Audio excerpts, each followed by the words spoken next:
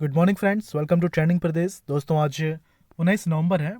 आज के लिए झारखंड करंट अफेयर्स के इंपॉर्टेंट क्वेश्चंस हम लोग स्टार्ट करते हैं। ओके, फर्स्ट क्वेश्चन है, झारखंड के किस जिले में वनोपज मतलब कि फॉरेस्ट प्रोड्यूस वन उपज का प्लांट लगाया जा रहा है? बोकारो, धनबाद, रांची या फिर दुमका?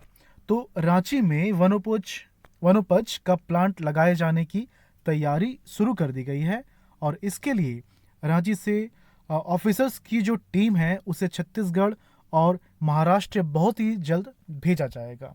ओके, वनोपज का प्लांट लगाने का काम भारत सरकार द्वारा स्वीकृत ला एवं लघु वनोपज की न्यूनतम समर्थन मूल्य योजना के तहत किया जा रहा है।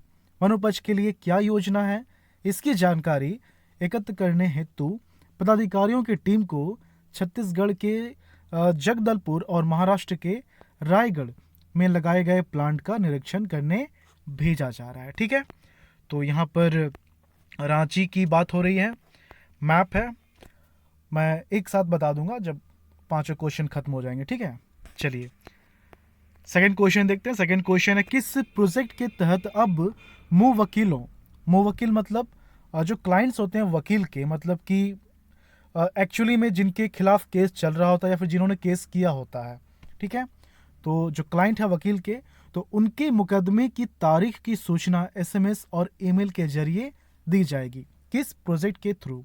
तो यहाँ पर जो ऑप्शन बी है ई कोर्ट, ये इसका सही आंसर है। ठीक है, ई कोर्ट प्रोजेक्ट के तहत अब वकीलों को मुकदमे की तारीख की सूचना एसएमएस और ईमेल के जरिए दी जाएगी। अदालत में अपने मुकदमों की जानकारी और तारीख जानने के लिए वकीलों को अब हर दिन अदालतों और वकीलों के पास आने की जरूरत नहीं पड़ेगी। ई कोर्ट प्रोजेक्ट के तहत अब वकीलों को मुकदमे की तारीख की सूचना एसएमएस और ईमेल के जरिए दी जाएगी। ठीक है, झारखंड के सभी अदालतों में यह व्यवस्था जल्द शुरू होगी, काम अंतिम चरण में है। इसके लिए वकीलों को मोबाइल नंबर और ईमेल आईडी केस फाइलिंग के दौरान रजिस्टर्ड करना होगा।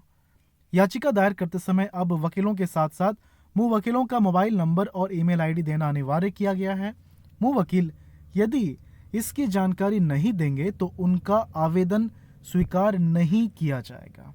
ओके, वर्तमान में सिर्फ वकीलों को ही एसएमएस से जानकारी दी जाती है और यही रीज़न है कि वकीलों से हर बार कांटेक्ट करना पड़ता है वकीलों को। ओके, अगर उनको सारी जानकारी मिल जाती है तो उन्हें बार बार उनका जो एडवोकेट है उनके ऑफिस विजिट नहीं करना पड़ेगा उनका ऑफिस। तो केस फाइल होते ही केस नंबर मोबाइल पर मिल जाता है। चलिए थर्ड क्वेश्चन देखते हैं। CSIR सिम्फर, ये सिम्फर इसका मतलब नहीं है, ठीक है, ये अलग है। CSIR जो है ये scientific and industrial research council है और सिम्फर जो है ये central institute of mines and fuel research है। Okay, central institute of mines and fuel research, CIMFR ये हो गया। ठीक है, तो ये जो है धनबाद में है। धनबाद के 75वें स्थापना दिवस समारोह में मुख्य अतिथि के रूप में किस केंद्रीय मंत्री को आमंत्रित किया गया था? 75वें स्थापना दिवस समारोह में। ठीक है, तो यहाँ पर किनको बुलाया गया था? देखिए,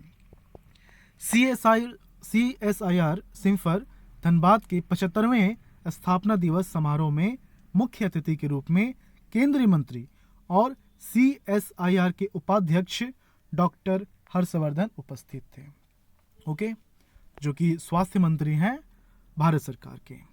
यहाँ पर देखिए इसका फुल फॉर्म लिखा हुआ है, वैज्ञानिक तथा औद्योगिक अनुसंधान परिषद। ओके, तो प्लेटिनियम जयंती वर्ष के अवसर पर आयोजित कार्यक्रम में मुख्य अतिथि केंद्रीय मंत्री और CSIR के उपाध्यक्ष डॉक्टर हर्षवर्धन थे। कोविड-19 को देखते हुए सभी कार्यक्रम सोशल मीडिया प्लेटफॉर्म पर किए गए। बहुत लोग सोच रहे होंगे कि खासकर जो धनबाद के होंगे कि ये धनबाद विजिट किया, हमें पता भी नहीं चला। तो ऐसा है कि अभी जो भी कार्यक्रम हो रहे हैं ना, अगर आप सुनेंगे न्यूज़ कि इन्होंने इस चीज़ का उद्घाटन किया, इसका मतलब ये नहीं कि वहाँ उन्होंने फिजिकली अपीयर होकर उस चीज़ का उद्घाटन किया है। इसका मतलब है कि सोशल मीडिया प्लेटफॉर्म के थ्रू, ऑनलाइन प्लेटफॉर्म के थ्रू उनका उद्घाटन उनके थ्रू किया गया है। ठीक है, तो सोशल मीडिया प्लेटफॉर्म पर इस उद्घाटन को संपन्न किया गया था। विशिष्ट अतिथि नीति आयोग के सदस्य डॉक्टर विजय कुमार सारस्वत थे और CSO इतर के महानिदेशक डॉक्टर शेखर सी मांडे ने कार्यक्रम की अध्यक्षता की थी। केंद्रीय मंत्री डॉक्टर हर्षवर्धन ऑनलाइन के थ्रू तीनों सुविधाओं का लोकार्पण भी किया। इनमें सामरिक एवं आधारिक क्षेत्रों के लिए उत्कृष्टता केंद्र, हॉट स्टैंपिंग की सुविधा सहित नॉन रिकवरी कोक संयंत्र और प्रेशराइज्ड फ्लूइडाइज्ड बेड गैसिफिकेशन प्रायोगिक संयंत्र शामिल है। तो साइंटिफिक चीजें क्या क्या हुई हैं इस पॉइंट में, इस लाइन में मेंशन किया हुआ है। ठीक है, धनबाद की बात हुई है, एक रांची दूसरा धनबाद। अच्छा, मैं क्या करूंगा ना कि धनबाद रांची को इस बार मैं साथ में बताता हूँ। ठीक है, इससे क्या होगा कि आप लोग थोड़ा समझ पाएंगे कि दोनों में डिफरेंस क्या है। ठीक है, तो दोनों को साथ में बताऊंगा। फोर्थ क्वेश्चन है, केंद्रीय रिजर्व बैंक ने झारखंड को कितने करोड़ का लोन दिया है? कितना लोन मिला है? 2600 करोड़ रुपए का लोन दिया गया है। ठीक है, तो ऑप्शन सी इसका सही आंसर है। देखिए, केंद्रीय रिजर्व बैंक ने झारखंड को महीने भर के अंदर 2600 करोड़ रुपए दिए हैं। ये राशि 2 किस्तों में दी गई है। 1200 करोड़ की पहली किस्त अक्टूबर और 1400 करोड़ की दूसरी किस्त नवंबर में मिली है।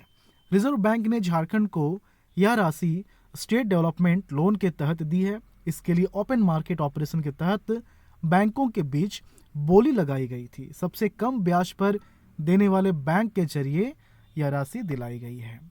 इससे राज्य में इंफ्रास्ट्रक्चर परियोजनाओं में तेजी की उम्मीद है, रोजगार भी बढ़ेगा। राज्य में बाजार में नकदी का प्रवाह भी बढ़ने की उम्मीद है। आर्थिक प्रवाह बढ़ने से झारखंड के बैंकों की स्थिति भी सुधरने की आशा है। ठीक है, लास्ट क्वेश्चन है, पांचवा क्वेश्चन है, राज्य सरकार ने झारखंड के सड़कों की मरम्मत के लिए कितने करोड़ रुपए मंजूर किए हैं?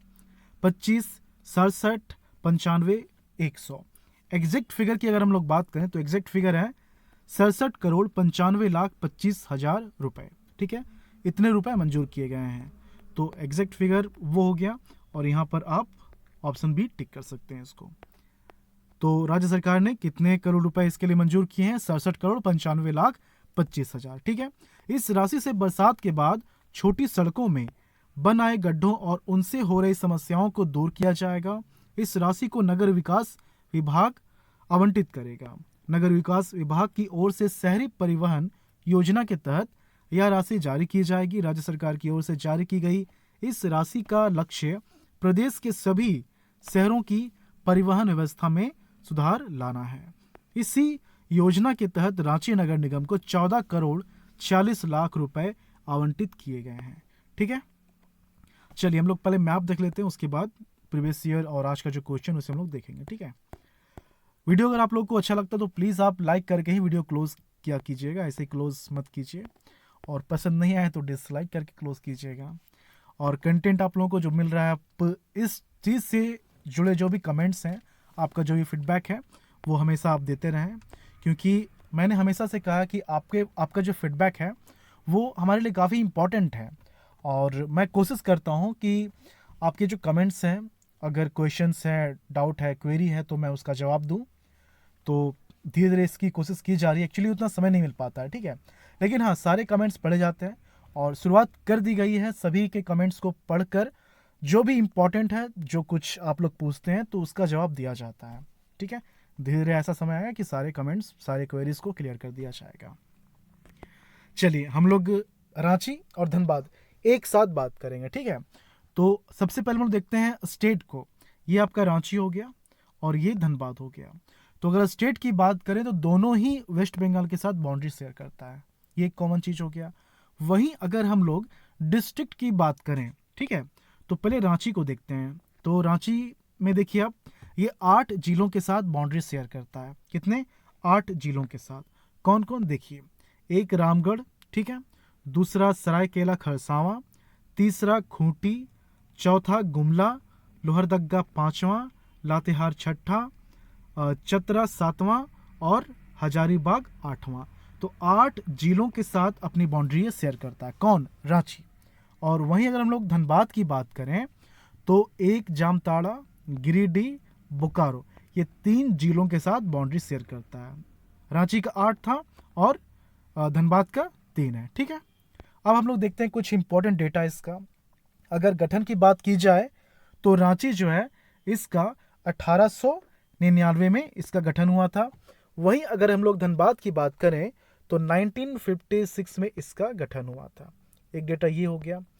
उसके बाद पॉपुलेशन डेंसिटी की बात की जाए तो पॉपुलेशन डेंसिटी अगर हम लोग रांची का देखें तो रांची का जो है ये है 572। ठीक है, और वहीं अगर हम लोग धनबाद की बात करें तो धनबाद का है 1316 1316, जो कि झारखंड में सभी जिलों के पॉपुलेशन डेंसिटी से सबसे ज़्यादा है, अधिक है। तो इसका 572 है और इसका 1316 है। ठीक है, ये हो गया पॉपुलेशन डेंसिटी। अगर सेक्स रेशियो की बात की जाए, लिंगानुपात की बात की जाए तो रांची का जो है ये 949 है। ठीक है, 949 है और इसका जो है धनबाद का ये 909 है। ठीक है, और पॉपुलेशन डेंसिटी कितना था, इसका 572 है और इसका 1316 है। ओके, ये हो गया। इसके बाद लिटरेसी रेट, काफ़ी इंपॉर्टेंट डेटा है। लिटरेसी रेट की बात करें तो रांची का है 76.06%। आप समझ रहे हैं, पहले जो मैं लिख रहा हूँ वो रांची का है, उसके बाद जो लिख रहा हूँ वो धनबाद का है।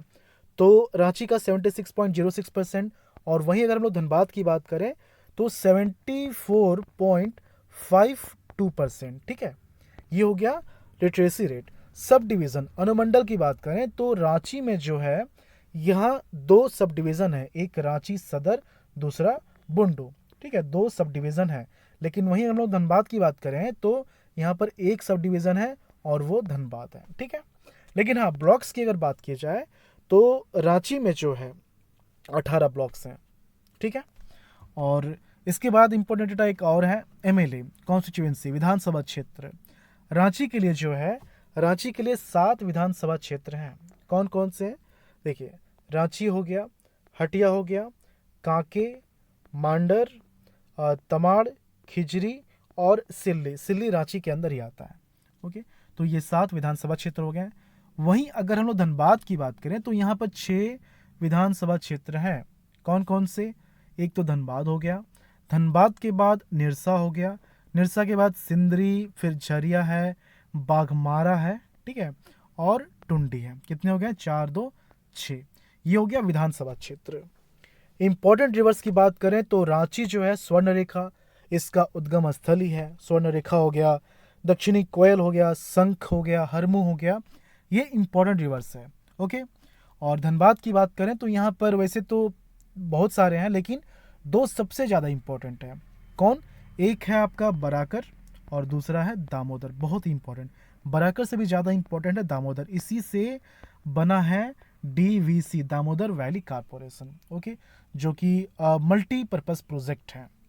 ओके, चलिए, और फेमस, हाँ, फेमस प्लेसेस की बात करें तो रांची तो खैर आप जानते हैं कैपिटल है झारखंड का, बहुत कुछ है यहाँ पर। सचिवालय है, साइकेट्रिक हॉस्पिटल है कांके में। उसके बाद भी जो प्लेसेस हैं, एक तो पहाड़ी इलाका, पूरा हिल स्टेशन है। तो यहाँ पर एक जगह मैं बार बार रिपीट करता हूँ, टैगोर हिल। झारखंड में रविंद्रनाथ टैगोर के जो बड़े भाई थे ज्योतिर्नाथ, वो यहाँ पर आए थे। और ये जो टैगोर हिल है इनका समाधि स्थल है, इनका समाधि स्थल है। और हरमू नदी, मैंने बात की थी हरमू नदी की, यहीं पर इनका अंतिम संस्कार किया गया था। और धनबाद की बात करें, धनबाद को तो खैर पूरे वर्ल्ड में जाना जाता है, the coal capital of India. ठीक है, देश की कोयला राजधानी। आप एंट्री करेंगे धनबाद में, आपको एक बड़ा सा बोर्ड नजर आएगा और उसमें लिखा हुआ रहेगा कि देश की कोयला राजधानी में आपका स्वागत है। ब्लैक डायमंड के नाम से भी इसे जानते हैं, ब्लैक डायमंड सिटी है। ओके, और काफ़ी इंपॉर्टेंट इंस्टीट्यूट्स भी हैं यहाँ पर, जैसे कि आपका IIT धनबाद, जो कि पहले ISM हुआ करता था, लेकिन इसका नाम सिर्फ IIT धनबाद ही नहीं है, IIT के साथ ISM भी लगा हुआ है, जो कि माइनिंग के लिए पूरे देश में सबसे बड़ा इंस्टीट्यूट है। माइनिंग के लिए सबसे बड़ा इंस्टीट्यूट है Dhanbad, IIT ISM Dhanbad. Okay, और झारखंड गवर्नमेंट का इकलौता, झारखंड गवर्नमेंट का एकमात्र गवर्नमेंट इंजीनियरिंग कॉलेज धनबाद में ही है, धनबाद का Sindri BIT। Okay, Birsa institute of technology Sindri. तो काफ़ी इंपॉर्टेंट चीज़ें हैं। यहाँ पर एक चासनाला नाम का जगह है, यहाँ पर कोयला की एक खदान थी अंडरग्राउंड। तो आपने एक मूवी देखी होगी काला पत्थर नाम का, जिसमें अमिताभ बच्चन है, शत्रुघ्न सिन्हा है, शशि कपूर है। तो ये जो मूवी की शूटिंग है यहीं चासनाला में इसको शूट किया गया था। और ये जो मूवी है चासनाला में जो दुर्घटना घटी थी, जो खदान है डूब गया था बाढ़ के कारण, तो उसी कहानी पर बेस्ड है। ओके, तो इतना काफ़ी है। मेरे ख्याल से आज ज़्यादा कुछ हो गया ना मैप के बारे में, मतलब धनबाद के बारे में।